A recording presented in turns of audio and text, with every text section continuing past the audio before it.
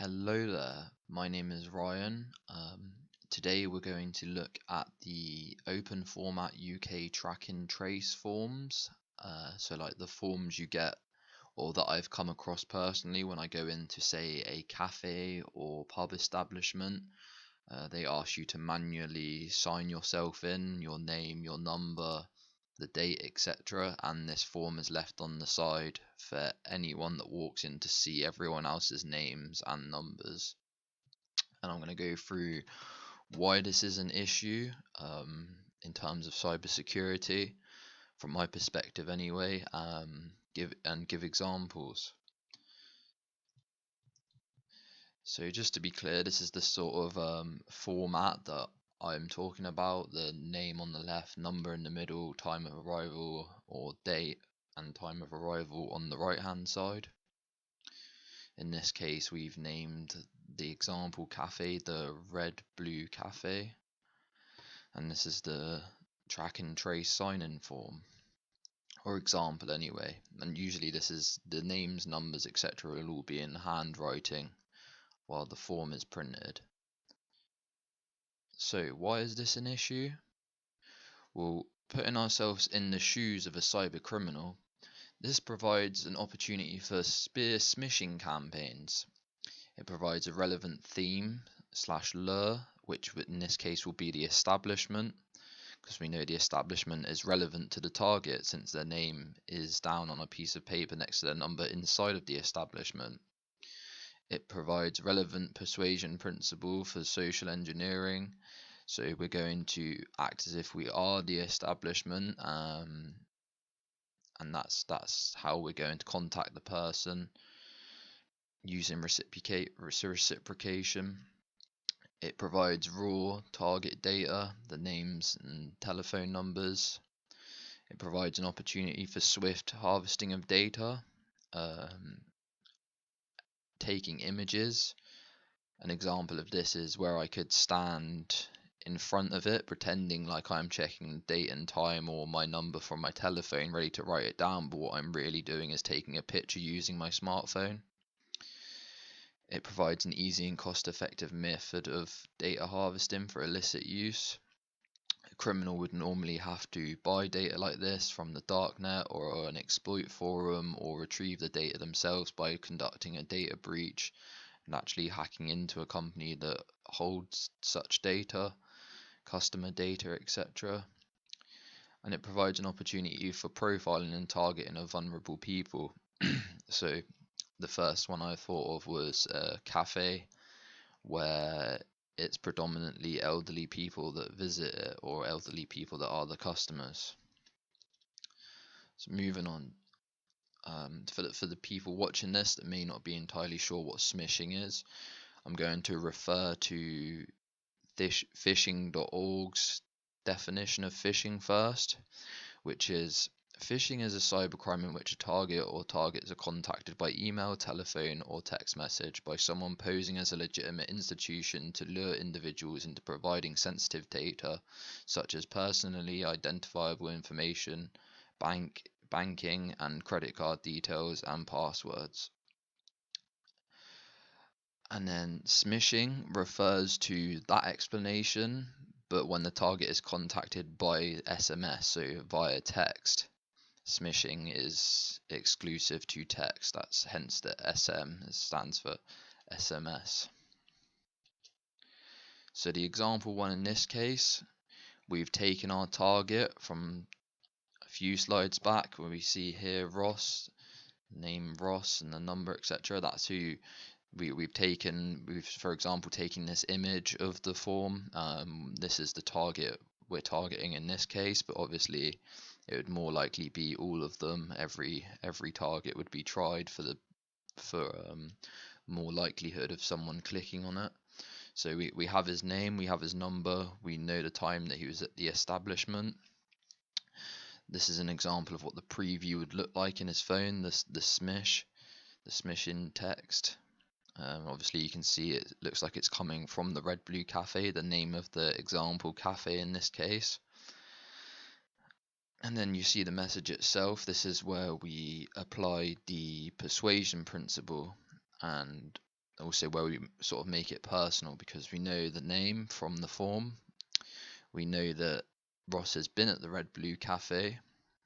Now we're utilizing the relevant theme, which is the pandemic and how it's been tough. And now we're moving on to the reciprocation persuasion principle for the social engineering, where we act as if we are the establishment wanting to wanting to thank our customers for their support by giving them a free sandwich and a coffee. And to be able to get this, they must click the link provided in this message to redeem the voucher. And obviously, this link in a situation where this is a malicious smish, this would be a malicious link. It might lead to a credential harvester that wants you to enter certain details to take more data from you. It may ask you to sign into your email, or there's several different options, or there's a lot more than several, but initially this is how cyber criminals deliver their malware or deliver their method. So how useful or how effective is this social engineering concept? So looking at an article that was titled Detection Method of Phishing Email Based on Persuasion Principles by Li, Zhang and Wu. I hope I'm pronouncing them correctly, I'm sorry if not. In 2020, suggested that the most outstanding persuasion principles were authority, integrity and reciprocation. You can see that we utilize reciprocation in our example phishing attempt, because we were offering something for free. We were offering the customer a free coffee and sandwich as a thanks, as a reciprocation for them supposedly visiting our establishment and supporting our business. So how effective is the techniques? Because I hear people say, obviously, when people understand phishing, a lot of people I talk to tend to overlook phishing as sort of really obvious emails. So receiving an email from PayPal if you don't have a PayPal account, really shady wording, and not being able to address the person by their name. Obviously, these are very primitive phishing emails or smishing texts. But I'm going to use AP28 as an example. Just a quick brief background on APT28. They are thought to be a state-sponsored threat actor that carries out cyber espionage, located in Russia. And I'm just going to go through a couple examples from 2016 and also 2020 as to how they utilized the methods I'm talking about, the methods that these forms enable or help the criminal to carry out, how APT28 uses them, and what targets they successfully use them against. So in 2016, we can see that they targeted the US government. The persuasion principle was posing as a Ministry of Foreign Affairs for an allied country, delivering relevant information.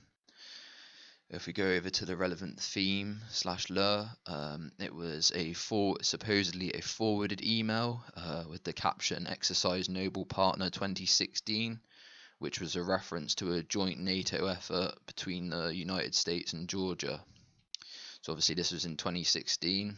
That the joint NATO training effort was also in 2016, so it was relevant. And the reciprocation persuasion principle was the delivering the relevant information. So now we go to 2020, a bit more recent. They targeted several governments and commercial organizations engaged in foreign affairs. So they didn't just target one high profile or one sophisticated target, they targeted several.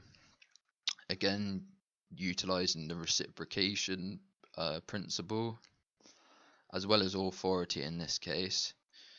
because they posed as a reputable pharmaceutical company giving key information regarding COVID-19 and the vaccine, which was the reciprocation. Obviously, you're giving valuable information about a very relevant topic in very relevant timing. The authority principle was when they also impersonated a letter from a Directorate General of Civil Aviation.